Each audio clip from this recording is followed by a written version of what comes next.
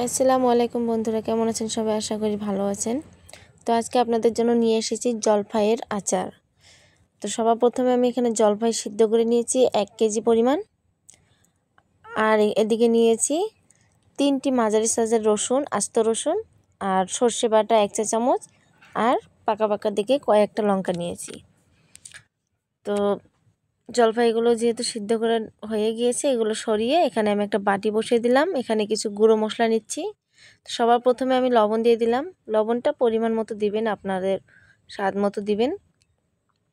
তারপরে এখানে দিয়ে দিচ্ছি ধনে গুঁড়ো। ধনে গুঁড়ো দিয়ে দিচ্ছি পুরো 1 চা চামচ দিলেই হবে। তারপরে দিয়ে দিচ্ছি জিরে গুঁড়ো 1 চা চামচ। এরপরে দিয়ে দিচ্ছি 1 চা চামচ লঙ্কার গুঁড়ো। লঙ্কার গুঁড়ো কিন্তু শুকনো লঙ্কা। এদিকে কড়াই বসিয়ে দিলাম।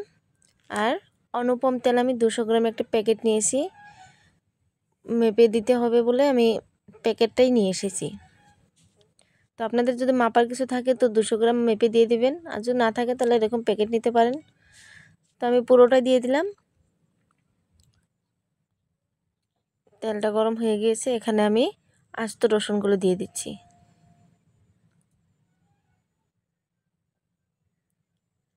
রসুনটা একটু একটু লালচে লালচে হয়ে গেলে এখানে আমি সর্ষে বাটাটা দিয়ে একটু নেড়ে চেড়ে দেবো।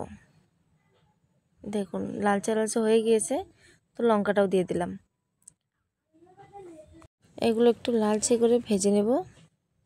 তারপর দিয়ে দিচ্ছি এখানে আমি 5 ফোড়ন 1 চা চামচ দিয়ে দেবেন। 5 ফোড়ন। 5 ফোড়নটা দিলে কি হবে, মানে ভালো একটা সেন্ট আসবে, ফ্লেভার আসবে। তো ভাজা হয়ে গেলে এখানে আমি জলপাইগুলো দিয়ে দেব। জলপাইগুলো দেখতে পাচ্ছেন কিভাবে কেটেছি আমি। 2 সাইড থেকে কেটে দিলেই হবে, অত কাটার দরকার নেই। তো জলপাই সবগুলো দিয়ে দিলাম। এখন একটু এটাকে নাড়াচাড়া করব। নাড়াচাড়া করে মিশিয়ে দিয়েছি। দেখুন এটা কিন্তু ঢেকে দেওয়ার প্রয়োজন নেই, এটা না ঢেকেই পুরো রান্নাটা হবে।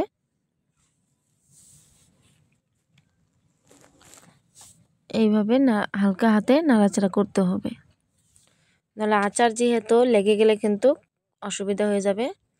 তার জন্য লেগে যাওয়া যাবে না আর ভাঙাও যাবে না। তো এদিকে গুঁড়ো মশলাগুলো দিয়ে দেই। দিয়ে এখন এটাকে আস্তে আস্তে নাড়ব। বেশি জোরে নাড়াচাড়া করা যাবে না, কারণ নইলে একদম ভেঙে ভর্তা হয়ে যাবে। আস্তে আস্তে নাড়াচাড়া করতে হবে। ঠিক এভাবে করবেন যেভাবে আমি করছি।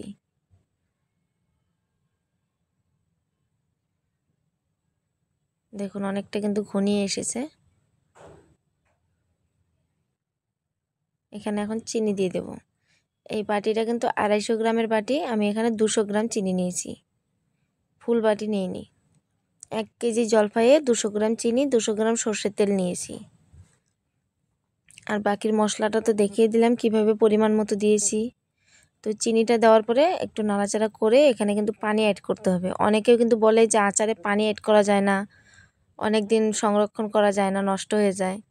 তা আমি বলছি এখানে পানি অ্যাড করবেন, তাহলে চিনিটা তাড়াতাড়ি গলে যাবে আর একটুও পুড়বে না, পুরার ছেন্টও বের হবে না, সুন্দরভাবে হয়ে যাবে। তো এই বাটি দিয়ে আমি আধা বাটিরও কম পানি নিয়েছি, যে বাটি দিয়ে আমি চিনি দিয়েছি।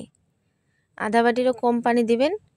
শুধু শুধু একটু পানি দিতে হবে যাতে করে চিনিটা তাড়াতাড়ি গলে যায়। দিয়ে আমি এইভাবে অনাহারে অল্প অল্প নাড়বো আর জাল করব। এটা ঢেকে দেওয়ার কিন্তু কোনো দরকার নেই, বা অনেকক্ষণের জন্য রেখে দেওয়ারও দরকার নেই, নাহলে লেগে ধরবে। দেখুন অনেকটা কিন্তু চেপে এসেছে, পানি এখনও আছে, পানিটাকে শুকাতে হবে, পুরো পানিটাই শুকাতে হবে। পুরো পানি শুকিয়ে গেলেই ওটাকে নামানো যাবে। পানি থাকলে কিন্তু আচারটা নষ্ট হয়ে যাবে। পানি শুকিয়ে গেলে কিভাবে বুঝবেন, হাতের মাথায় একটু নিয়ে দেখবেন যে ওটা চিটচিটে হয়েছে কি না। এইরকমভাবে দেখবেন, যখন দেখবেন যে চিটচিটে হয়ে গিয়েছে পুরো, তখন বুঝে যাবেন পানিটা শুকিয়ে গিয়েছে আর আচারের রঙটা পুরোপুরিটা বদলে যাবে। দেখুন আমার আচার কিন্তু কমপ্লিট। এখন এটাকে আমি ঠান্ডা করে বয়ামে ভরবো। এটা ঠান্ডা হয়ে গিয়েছে, এখন বয়ামে ভরে দিচ্ছি। দেখুন অবশ্যই কিন্তু কাচের বয়মে রাখবেন, কাচের বয়মে রাখলে অনেক দিন সংরক্ষণ করে রাখা যায়।